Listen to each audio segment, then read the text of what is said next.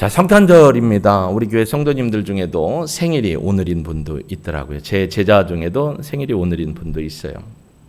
생일의 의미는 뭐죠? 기쁨, 축하, 또 뭐예요? 환희, 감사. 이런 것이 아닐까 생각을 해보게 됩니다. 52주 동안 기도에 대해서 하나님이 우리 교회를 세워갈 수 있도록 메시지를 증거하게 하셨습니다. 제가 코로나에 걸려서 부활절 예배 때는 제가 못 썼지만 그때 우리 박승희 목사님이 1부 그리고 우리 원로 목사님께서 2부에 기도에 대한 메시지를 해 주셨습니다. 그리고 제가 2부를 서지 못할 때는 1부에 기도에 대한 메시지를 하나님이 은혜 가운데 잘 증거했던 것을 기억합니다. 근데 오늘 성탄절인데 목사님 꼭 기도에 대한 설교를 해야 될까요? 라는 의구심이 들 수 있지만 정말 성탄절과 너무나 관련된 그 기도에 대한 말씀입니다. 여러분, 주님께서 가르쳐 주신 기도는 우리가 지금 읽은 마태복음 6장뿐만 아니라 누가복음에도 함께 등장을 하고 있습니다. 마가복음이 제일 먼저 쓰여졌고요. 그리고 마태복음과 누가복음이 거의 동시대에 쓰여졌어요. 그리고 요한복음은 AD 80년 이후로 한참 떨어집니다. 근데 공교롭게도 마태복음과 누가복음에 예수님의 탄생 기사가 나오고요. 그리고 거기에 주님께서 가르쳐 주신 기도에 대한 이야기가 나오게 됩니다. 여러분, 성탄절은 여러분에게 어떤 의미입니까?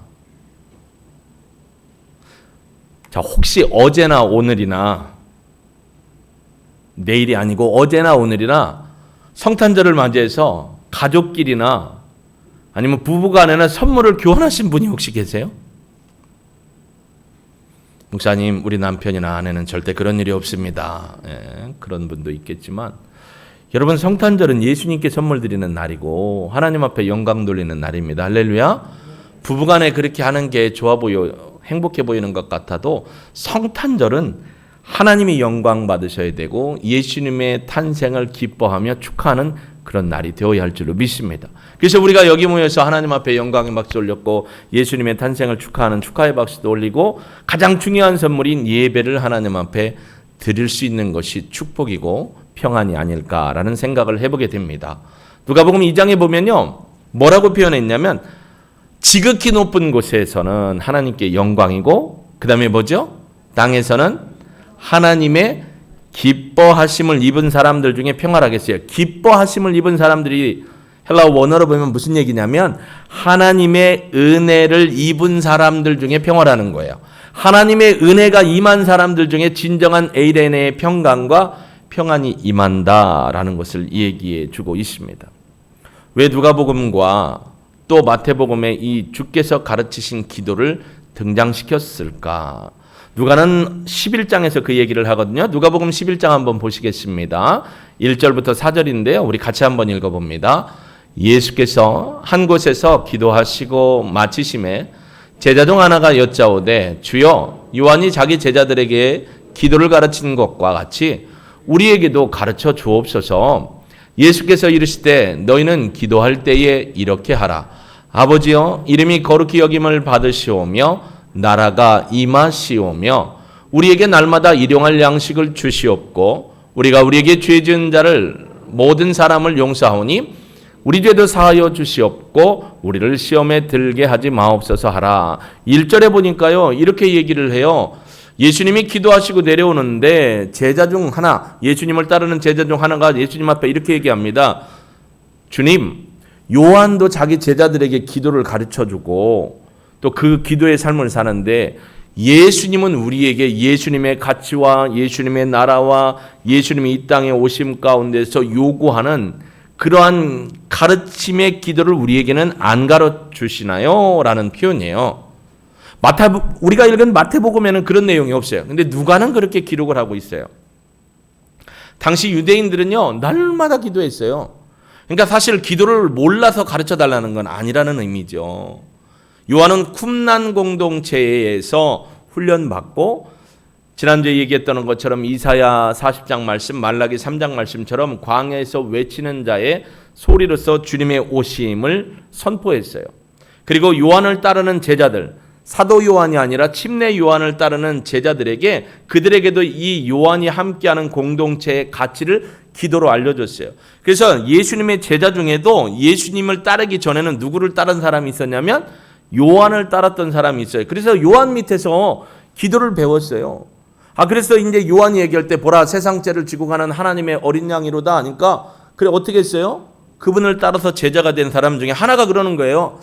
요한 밑에 있을 때는 우리에게 기도를 가르쳐 줬는데 주님은 우리에게 기도 안 가르쳐 주나요? 이런 말이 된 거예요. 당시 유대인들은요, 짧은 축복 기도가 있어요. 그러니까 매일매일 매 순간순간 우리가 점심 먹기 전에, 아침 먹기 전에, 저녁 먹기 전에 하는 기도, 일어나서 하는 기도, 이게 카디시라는 짧은 축복의 기도예요. 근데 이거에 비해서 긴 기도가 있는데 이게 18번 축복 기도예요. 18번 축복 기도는 1번부터 18번까지의 축복 기도가 있어요. 이건 언제 하냐면 아침이 시작되는 시간에 이 18번 축복 기도를 어떻게 하는 거예요? 이렇게 읽으면서 기도하는 거예요. 점심이 시작되는 오후 시간이 시작되는 시간에 또 이 축복 기도 18번 축복 기도를 읽으며 축복 기도를 해요. 그리고 저녁 시간이 막 시작하는 그때에도 18번 축복 기도를 이렇게 하나님 앞에 드렸어요. 그러니까 유대인이라고 해서 기도를 모르는 사람은 없어요. 그런데 제자들이 예수님 앞에 예수님의 가치와 예수님의 원하는, 그래서 이 땅에서 하시는 일에 대한 그 기도를 우리에게도 좀 가르쳐 주십시오. 우리가 예수님 제자 아닙니까? 요한 때야 요한이 가르치는 기도했지만 지금은 예수님이 가르쳐 주는 기도를 하고 싶습니다. 근데 마태는 그렇게 기록하지 않아요. 여러분 마태는요, 마태복음 5장에서부터 7장까지 산상수훈이죠. 5장, 6장, 7장. 이 7장의 구조를 보면 5장, 6장, 7장의 구조를 보면 카이아즘 구조가 되어 있어요. 이렇게 해서 쌍둥이 벽을 이루다가 가운데 핵심이 있는 거죠. 마치 여러분 햄버거에 보면 햄버거 뭐가 있어요? 빵이 있고 그 안에 뭐가 들어가요? 야채가 들어가고 가운데 뭐 들어가요? 항상 패티, 고기가 들어가요. 새우가 들어가든지 불고기 버거 저기 들어가든지 아니면 치킨이 들어가든지.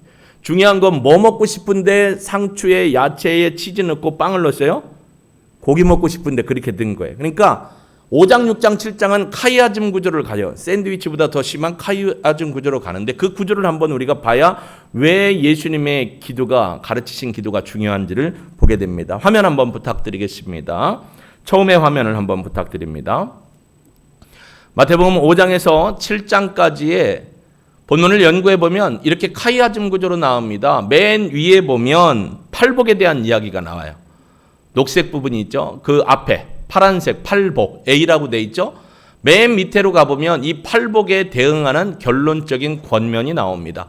비슷한 이야기라는 거예요. 그리고 두 번째 보면 한 칸 더 들어가면 B, 이게 뭐냐면 반대어법의 가르침인데 모세는 너희에게 이렇게 가르쳤다면 나는 너희에게 이렇게 가르친다라고 해서 모세의 가르침에 대한 반하는, 반대된다는 게 뭐냐면 그냥 이걸 따르지 말라는 게 아니고 더 구체화된 어법을 통해서 이 율법을 살아있는 율법으로 만드는 어법을 얘기해요. 그리고 밑으로 가보면 1계명에 대한 설교를 하죠. 녹색 부분 밑으로 쭉 내려가면 1계명에 대한 설교. 그러니까 파란색을 빵으로 보면 초록색은 뭐예요? 야채로 보면 돼요. 토마토나 아니면 그 상치 같은 거. 그리고 가운데 부분이 가장 중요한 빨간 부분이 있습니다. 이게 핵심이죠. 햄버거로 따지면 죄송합니다. 고기 패티에 해당되는 거예요. 새우 패티나 치킨 패티. 종교적인 행위에 대한 가르침. 근데 이 종교적인 행위에 대한 가르침을 얘기하면서 유대인들의 세 가지 가장 중요히 여기는 이 행위에 대한 가르침 안에 기도를 집어넣습니다. 그게 뭐냐면 자선이에요. 6장 1절부터 4절에 보면 너희들이 나가서 자선을 베푸는데 떠들면서 자선 베푸지 말아라. 그렇죠? 은밀한 중에 하라는 거예요. 그리고 두 번째가 뭐냐면 기도예요. 기도도 어떻게 하라는 거예요? 바깥에서 막 떠벌리면서 내가 하나님 이렇게 기도합니다. 수술을 달리는 옷을 입고 가서 막 광장에서 나는 이렇게 기도합니다. 그런 기도가 아니라는 거예요. 그리고 나서 마지막에 금식의 이야기 세 가지. 자선과 기도와 금식에 대한 이야기를 하는데 이 기도 중에서 가장 핵심이 뭐냐면 주께서 가르치신 기도가 가장 핵심 부분입니다. 그러니까 5장, 6장, 7장의 가운데는 6장이고 6장의 가운데로 들어가 보면 자선행위와 기도와 금식이 있는데 이 기도 중에 최고의 핵심이 뭐냐면 주께서 가르치신 기도라는 거예요. 근데 이 주께서 가르치신 기도를 보면 세 가지의 청원과 세 가지의 청원이 따로 떨어져 있어요. 화면을 보면 노란색 부분만 한번 좀 확대해서 보여주시면 세 가지 청원은 하나님에 대한 청원이에요. 하나님 원합니다. 하나님 원합니다. 하나님 원합니다. 세 가지 청원은 뭐냐면 우리에게 이런 일이 일어나게 하옵소서예요. 세 가지 청원을 보면 뭐냐면 당신이라는 게 2인칭이 아니에요. 여러분, 너라는 개념이 아니고 존칭의 존중을 얘기하는 하나님을 얘기하는 겁니다. 하나님의 이름이 거룩하게 되기를 청합니다. 하나님의 나라가 이곳 가운데 임하기를 소원합니다. 그리고 하나님의 뜻이 이 땅 가운데 이루어지기를 원합니다. 하나님과 관련된 세 가지의 청원을 얘기해요. 그리고 나서 그 밑부분에 우리에게 일용할 양식을 주옵소서. 그리고 우리가 우리에게 죄 지은 자를 사해 준 것 같이 우리의 죄도 사해 주십시오. 그리고 마지막으로 뭐라고 하냐면 우리를 시험에 들지 말게 하시고 악에서 구하옵소서. 세 가지 청원, 하나님에 대한 청원과 우리에게 대한 청원인데요. 이게 원문 구조로 보면 우리에게 대한 청원은 우리에게 일용할 양식을 주십시오. 그리고 우리가 우리에게 죄 지은 자를 용서해 준 것 같이 우리의 죄도 용서해 주십시오. 그리고 우리를 악에서 구하옵소서. 카이 그리고가 들어가요. 근데 이 하나님에 대한 청원은요, 한 문장으로 이루어져요. 하나님의 이름이 거룩하게 되시며 나라가 임하시며 하나님의 뜻이 이루어지기를 원합니다. 그러니까 이건 한 문장이에요. 한 가지 청원이에요. 한 가지. 그러면 이 세 가지의 청원, 당신의가 하나로 압축되는 문장이 뭘까요? 센스 있는 분은 알아요. 오늘 주보에 그렇게 나와 있잖아요. 뭐예요? 하나님의 나라예요. 하나님의 나라가 임하시옵소서. 여러분, 지난주에 우리가 마태복음 3장에서 침례요한이 뭐라겠죠? 회개하라, 천국이 가까웠다. 이 천국은 마태적인 이런 가치예요. 하나님의 나라가 임했다라는 거예요. 하나님의 나라가 임했다는 걸 누구를 얘기하는 거냐면 육신을 입고 이 땅에 오신 예수님을 얘기하는 거예요. 예수님이 이 땅에 오심으로 하나님의 나라가 이미 이루어져 가고 있고요. 지금도 이루어지고 있어요. 언제 완전하게 하나님의 나라가 이루어지냐면 주님이 다시 오는 때. 그래서 지난주에 우리가 뭐라겠죠? 마라나타, 주 예수여 오시옵소서. 주님의 다시 오심을 뭐와 뭐로 준비하자겠어요? 기도와 삶으로 준비하자겠어요. 하나님의 나라의 임하심. 그러니까 예수님이 마태복음 1장 21절에 아들을 낳으리니 그 이름을 예수라 하라. 이는 저가 자기 백성을 그들의 죄에서 구원할 거라. 할렐루야. 그리고 22절을 넘어 23절에 뭐라겠어요? 이사야 7장에 있는 것 보라. 누가 애를 낳아요? 아줌마가 애를 낳아요? 처녀가 애를 낳을 것이요. 이름을 뭐라고 하라고요? 임마누엘. 헬라어로는 엠마누엘이에요. 임마누엘이라는 거예요. 우리와 함께 하시는 거예요. 그러니까 예수님이 이 땅에 육신을 입고 오신 건 뭐예요? 임마누엘이고 그 육신을 입고 오신 게 결국 뭐가 임했다는 거예요? 하나님의 나라가 임했다는 거예요. 할렐루야. 하나님의 나라가 어디에 임했어요? 내 안에. 우리 안에. 그러니까 결국 마태는요, 산상수훈의 가장 중요한 거, 산상수훈이 뭐냐면 예수 믿고 구원받은 사람은 어떻게 살 것이냐의 문제예요. 어떻게 살 것이냐의 문제를 가장 압축시킨 게 뭐냐면 이렇게 기도하라. 여러분, 기도는 말로만 하는 거예요. 뭐예요? 52주 동안 우리가 기도 얘기를 그렇게 많이 들었어요. 기도는 말만이 아니라 뭐라고요? 삶이에요. 어떤 삶? 행하는 삶. 결국 하나님의 백성, 하나님의 제자들은 하나님의 나라의 임함을 경험한 자로서 하나님의 나라를 이뤄가는 뭘 하며 살라라는 거예요? 기도를 하며 살라는 거예요. 이렇게 알려주는데도 그냥 너무 따뜻해서 그런 거죠, 여러분. 기도하며 살라는 거예요. 그래서 이게 중요한 겁니다. 여러분, 세 가지의 청원이었지만 결국 한 가지 청원이 나머지 세 가지 청원을 이끕니다. 뭐냐면 하나님의 나라가 임하면 첫째 뭐가 이루어진다는 거예요? 우리 안에? 여러분, 먹고 사는 문제를 다 해결해 주신다는 거예요. 거기에 뭐가 나오냐면 공중 나는 새를 봐라. 길가에 백합화를 보라. 얘네들 누가 먹이고 입히고 살리냐? 누가요? 하나님이. 그러면 하물며 누구에게? 너희에게. 그러니까 결국 하나님의 나라가 임하면 하나님은 우리보다도 더 우리의 필요가 뭔지를 잘 아시기 때문에 하나님이 채우시고 부으시고 여러분을 먹이시는 줄로 믿습니다. 하나님의 나라가 임하면 두 번째로 뭐예요? 우리에게 죄 지은 자를 용서해 준 것처럼 우리의 죄도 어떻게 된다는 거예요? 용서함을 받는다는 거예요. 예수님이 이 땅에 오신 목적이 뭐예요? 우리를 자유케 하려고. 갈라디아서의 복음적 의미는 뭐예요? 예수님이 이 땅에 오셔서 그 오신 하나님의 나라가 임한 예수님을, 육신을 입고 오신 예수님을 믿으면 우리에게 뭐가 생긴다는 거예요? 자유가 생긴다는 거예요. 자유. 진정한 자유는 율법적 복음이 아니라는 거예요. 금요일 날도 제가 말씀드렸지만 요 앞동네에 오셨던 어르신, 할머니, 아줌마, 난 그렇게 다 부르고 싶어요. 6시에 전화를 해가지고 금요기도 준비 다 끝나고 마무리 짓고 정리하고 기도하고 있는데 전화가 왔어요. 받았어요. 여보세요? 교회지요? 예. 담임 목사님이세요? 아니라고 할거 하다가 예. 제가 묵동역에 근처에 사는데 시조사에 왔다가 침례교회가 있는 걸 보고, 옛날에 내가 부여 어디 다닐 때 침례교회를 다녔는데 반가워서 들어가려고 했더니 교회 문이 닫혀 있는 것뿐만 아니라 앞에 신천지와 뭐 구원파 등등 들어오면 안 된다고 해놨다고. 근데 왜 그걸 붙여놨어요? 예, 이런 의미로 붙여놨습니다. 그러면 그분들이 이마에다 신천지라고 구원파라고 쓰고 와요? 그래서 이분이 왜 그럴까? 침례교가 반갑다며 침례교 목사를 아주 아작내려고 그러신가? 근데 그분이 말을 했잖아요. 여러분이 웬만해서 시조사에 가야 한가요? 어떤 분들은 시조사가 절인 줄 아는데 안식교회 출판사예요. 안식교회 본부교회가 바로 그 맞은편에 있고, 안식교를 매겨 살리는 병원이 삼육병원 서울위생병원이고, 그래서 이분이 안식교인이구나를 알았어요. 그러면서 막 그러는 거예요. 문 좀 열어보라고. 어디 계시냐고. 좀 내가 얘기할 게 있다고. 그래서 무슨 얘기를 하고 싶은데요. 그거 떼어라. 그리고 그런 거 하지 마라. 그러는 거예요. 그래서 왜 무슨 여기서 교단 얘기를 하면 안 돼. 어느 교단을 따라가냐. 그건 어느 교단을 따라가는 게 아니고 한국교회 안에 모든 교회들이 그렇게 정통교회들이 붙여놨어요. 근데 이분이 열받은 거예요. 그러면서 자꾸 얘기를 해요. 그래서 제가 그랬어요. 순간 하나님이 지혜를 주셔서, 어르신, 어머니, 여사님, 혹시 예수님이 누군지 아세요? 여러분, 예수님이 누구세요? 하고 제가 여기서 물으면 지금 대답해 보세요. 여러분에게 예수님은 누구시죠? 나의 아빠도 되고 구세주가 되고 나의 주님이 되고 나를 죄에서 자유케 하신 분이고 나를 구원하신 분. 여러분 이렇게 얘기하잖아요. 근데 그 여사님이 그러는 거예요. 예수는 이스라엘에서 태어났나 어쨌나. 난 그건 모르고 우리 외할머니하고 우리 어머니 뱃속에서부터 내가 성령을 받아갖고. 아니 그게 아니고요.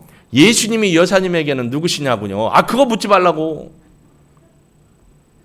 여러분 진짜예요, 짜가예요? 짜갑니다. 여러분 예수님을 내 안에 모시지 않고는 성령이 오지 않아요. 고넬료 사건도 예수님을 믿음으로 성령이 온 거예요. 빌립보 감옥에 간수였던 그와 그 가족과 식구들이 모여있을 때도 예수 그리스도를 믿는 믿음의 회개를 통해 예수님을 믿었을 때 성령이 온 거예요. 예수님을 나의 주 나의 하나님으로 믿지 않는데 어떻게 성령이 와요? 생 거짓말이죠. 예수님에 대한 고백을 못해요. 여러분 예수님에 대한 고백이 있어야 하나님의 나라가 내게 임하는 거예요. 하나님의 나라가 임한다는 건 육신으로 오신 예수님이 하나님의 아들 구세주라는 거예요. 근데 이 앞동네 안식교는 어떻게 믿냐면 예수는 큰 구원을 이루는 사람이고 진짜 영원한 구원은 율법을 완전히 지켰을 때만 영원한 구원에 이르는 거예요. 그래서 예수는 구원의 완성자가 아니고 구원의 시작을 위하여 왔을 뿐이고 구원의 영원한 완성은 율법을 완전히 지켜야 구원받는다는 게 저분들의 가치예요. 그렇기 때문에 아담의 죄는 아담이 스스로 해야 되고 우리가 이 땅에서 구원받지 못하는 건 우리의 죄의 문제를 해결하지 못했다는 거예요. 아담의 죄가 여러분에게 전혀 전가되지 않았다는 걸 가리키는 거예요. 구원론도 다르고 기독론도 달라요. 예수님에 대한 고백이 없어요. 왜요? 예수님을 참 신이요 참 인간으로 믿지 않아요. 그러니까 참 인간으로 믿지 않으니까 뭐예요? 예수는 구원의 주가 되는 게 아니에요. 그러니까 저들은 율법을 지켜야 구원받는다고 가리키는 거예요. 그러니까 성탄절도 부활절도 기념하지 않아요. 그리고 제일 중요한 게 뭐냐면 저분들은 금요일 저녁 6시 정도 해가 질 정도부터 해서 토요일 저녁 6시 정도 해가 어떻게 해요? 다시 질 정도까지가 안식이래요. 그 안식일 예배를 안 드리면 구원이 다 소멸된다고 믿어요. 그러니까 저분들이 볼 때 저나 여러분은 다 구원이 샤샤샤샤 하고 없어지는 거예요. 여러분 그걸 믿으세요? 동정하세요? 아니 동조하세요? 아니에요. 예수님이 이 땅에 오신 건 사도 요한의 고백처럼 완전한 육신을 입고 오셨고 완전한 신으로 오셨어요. 육신으로 오신 예수님을 부인하는 자마다 뭐라고 했어요? 적그리스도다 라고 했어요. 그분이 뭐라는 줄 아세요? 나는 1단도 아니고 2단도 아니고 3단도 아니래. 여러분 1단도 아니고 2단도 아니고 3단도 아니고 4단도 아니면 뭔 줄 아세요? 백이지요. 백. 뒤로 후진하는 거죠. 예수님이 육신을 입고 이 땅에 오신 하나님의 아들이라는 사실을 믿는 것, 이게 하나님의 나라가 내 안에 임하는 거예요. 그래서 예수님은 마태를 통해서 이 제자들의 기도를 가르치면서 마태가 아주 의도적으로 구조를 저렇게 만들어 놨어요. 주 믿는 사람의 삶은 뭐냐? 뭐라고요? 주께서 가르치신 기도를 이루는 것이다. 그게 하나님의 나라를 이 땅에 이루는 것이다 라고 가르칩니다. 주님의 제자라면, 하나님의 백성이라면 주께서 가르치신 기도의 삶대로 사는 게 주님의 진정한 제자고 하나님의 백성이라는 사실을 여러분 기억하길 주의 이름은 축복합니다. 그리고 저 세 가지는요, 한 가지의 청원과 세 가지의 청원으로 나눠져요. 하나님의 나라가 임하면 그 은혜의 복으로 여러분의 일용할 양식이 채워지고, 하나님이 여러분의 죄의 문제를 해결하고 여러분을 보호하시고 인도하시고 지켜주셔서 하나님의 임마누엘의 은혜와 평강을 누리게 하십니다. 그러니까 하나님의 나라의 임함을 구해야 돼요. 물론 예수님이 내 안에 계셔요. 근데 하나님의 나라가 임하려면 내가 나를 포기하고 성령의 능력으로 살아가야 될 줄로 믿습니다. 오늘 이렇게 정말 은혜 가운데 1부는 정말 27분 만에 설교를 끝냈어요. 왜냐하면 2부에 칸타타를 계산해서 10분이 딱 걸린다고 해서 거기에서 여러분들 너무 길게 하면 막 좋았다가 언제 끝나지 이러기 때문에 딱 했어요. 그랬더니 예배 끝나자마자 같이 사는 여인이 막 달려오는 거예요. 이렇게 쳐다보는 거예요. 그래서 왜 나를 당황하게 하느냐? 그래서 왜요? 했더니 목사님이 이제 당신은 하나님의 언약에 이걸 왜 나한테 얘기를 안 했냐? 그러는 거예요. 하나님의 나라가 임했는데 자꾸 멀어지는 것 같은 느낌이 드는 거예요. 여보 잠깐 핸드폰 봅시다. 보세요. 남겨보세요. 악보 보냈거든요. 주보 내용도 보내고 찬송가 4개가 있다는 것도 보냈어요. 그런데 또 뭐라고 하느냐면, 그러면 이게 무슨 곡인지 설명을 해줘야지. 여보 니캉네캉 산 게 몇 년인데 그걸 모르냐? 이랬어요. 본인도 당황했죠. 왜냐하면 악보가 없으니까. 그래서 제가 그랬죠. 시작할 때 화면을 보고 치세요 했더니 약간 어긋나더라고요. 본인도 이제 긴장이 되는 거예요. 그래서 여보 하나님의 나라가 들어오다가 나가버렸다. 네 그랬어요. 그랬더니 사택에 잠깐 뭐 하러 갔는데 툭툭 미안해요 그러더라고요. 나는 뭐라고 해 그럼? 내가 잘했지가 아니죠. 고마워요. 괜찮아요. 엘리베이터 타고 내려오는데 뒤에 먼지를 툭툭툭 털더라고요. 그래서 때리는 거 아니죠 내가. 그래서 고맙습니다 했더니 제가 나오면서 화이팅 하십시오 아동부 그랬더니 저도 화이팅 하라고 하더라고요. 하나님의 나라가 어디에 임해야 돼요? 내 안에 임해야 돼요. 그리고 그 하나님의 나라는 풍성함에 플로레마로 채워져 가야 돼요. 충만해 가야 돼요. 하나님의 나라가 부부관계에 임해야 돼요. 안 그러면 오늘 이제 저녁에 우리 둘이 가서 치고받고 싸울 판이었어요. 하나님의 나라가 다시 임해서 어떻게 했어요? 화해를 하게 하시고 축복을 하게 하셨어요. 할렐루야. 저는 여러분의 가정의 부부관계가 하나님의 나라가 임하기를 바랍니다. 저는 부모와 자녀의 관계가 하나님의 나라가 임하기를 바랍니다. 저는 자녀들과 자녀들 사이에도 하나님의 은혜가 임하기를, 하나님의 나라가 임하기를 주의 이름으로 축복합니다. 그리고 우리 교회 위에 하나님의 나라가 임하기를 소망합니다. 한국교회 정통교회 안에 하나님의 나라가 임하기를 축복합니다. 대한민국 안에 하나님의 나라가 임함으로 그리스도를 알지 못해서 성탄절 백화점 앞에 떠있는 그런 화려한 불빛, 광화문에 있는 트리, 중소기업 협회에서 만들어놓은 트리가 너무 예뻐서 가서 사진 찍어놓고 인싸 딱 해서 막 올리는 그런 것보다 교회 안에는 조금 연약하지만 예수님의 탄생을 축복하고 기념하는 하나님의 나라를 축하할 수 있는 저와 여러분이 되길 소망합니다. 온 열방에 하나님의 나라가 임하여 예수님이 이 땅에 오셨다는 사실 앞에 감사하며 기뻐하며 하나님 앞에 영광 돌리는 그런 성탄절이 되기를 주의 이름으로 소망합니다. 이게 진정한 성탄의 의미죠. 여보 내일이 성탄절인데 나 선물 안 줘? 여러분이 왜 선물을 받아야 돼요? 예수님께 선물을 드려야죠. 그러려면 주기도문, 주님이 가르쳐 주신 기도는요, 핵심이 제자의 삶입니다. 그리고 핵심이 하나님의 백성으로서 어떻게 살아갈 것이냐. 결국 주님이 가르쳐 주신 기도, 하나님의 나라가 임하시옵소서. 여러분 아직도 우리 안에 하나님의 나라가 완전히 임하지 못한 분들은 어때요? 슬픔과 격정과 아픔과 고통과 괴로움이 있어요. 물론 질고도 있어요. 그러나 그 질고가 나를 하나님의 나라에서 떨어뜨리지 못합니다. 암병을 걸려서 항암하며 고통 중에 있는 분도 있어요. 그러나 그 암병이 하나님과 여러분을, 하나님과 저를 하나님의 은혜 안에 있는 형통의 관계를 끊을 수 없을 줄로 믿습니다. 그러니까 우리는 기뻐할 수 있는 거예요. 우리는 감사할 수 있는 겁니다. 이 성탄의 기쁨과 감사를 누가복음 2장에 있는 것처럼 지극히 높은 곳, 유대인에게 있어서 지극히 높은 곳은 가장 높은 곳, 사도 바울이 그랬죠. 어떤 사람을 내가 아는데 그 사람이 3층 천에 올라가 그 하나님의 나라를 얘기하는 거예요. 그곳에 하나님께 영광, 그리고 땅에서는 하나님께 은혜를 입은 사람들에게 평화가 있을지어다. 할렐루야. 예수님이 오심이 여러분에게 평화고 행복이고 기쁨입니다. 예수님이 오셔서 우리를 구원해 주신 것 부인할 수 없습니다. 예수님의 생명이 내 안에 흘러가는 게 평화고 기쁨입니다. 내 얼굴은 아닌 것 같아요. 제가 어제요 사무실에 있으면서 컴퓨터를 절전으로 넣으면 화면이 블랙이에요. 꼬매요. 공부를 하면서 연구하면서 이렇게 화면을 보니까 이게 내려가 있어요. 평상 그죠? 이렇게 올라가야 되는데 이게 왜 내려오지? 보세요. 내려오잖아요. 이거보다는 이게 더 낫잖아요. 뭐 네 얼굴이니까 네가 알아서 해라. 뭐 그런 표정인데 그러지 마시고 좀 이렇게 되면 얼마나 좋아요. 근데 이게 왜 내려올까 했어요. 이게 중력의 법칙일까? 답을 하나 찾았어요. 뭔지 아세요? 이게 왜 내려오냐면 볼때기에 살이 많아서 내려오더라고요. 처지는 거예요. 그래서 살을 빼서 이렇게 올려버릴까라는 생각을 해요. 근데 그건 아니에요. 하나님이 우리에게 주신 하나님의 나라에 임하면 기쁨입니다. 평안입니다. 고통과 아픔이 나를 누를 수도 있어요. 그러나 그게 나를 하나님의 영원한 생명과 평안에서 우리를 떨어뜨릴 수가 없습니다. 우리는 자유에 있습니다. 자유입니다. 여러분, 감옥에 있던 사람에게 가장 중요한 건 면제권, 사제권.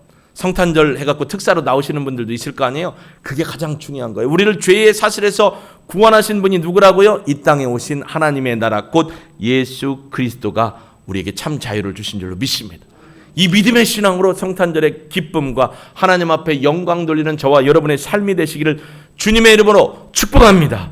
축복합니다. 축원합니다. 여러분 기쁘고 감사함으로 주님 나라 임하고 그 임한 나라를 확장해가는 저와 여러분이 되시기를 주님의 이름으로 축복합니다. 우리 찬송가 108장 찬양 드리고요.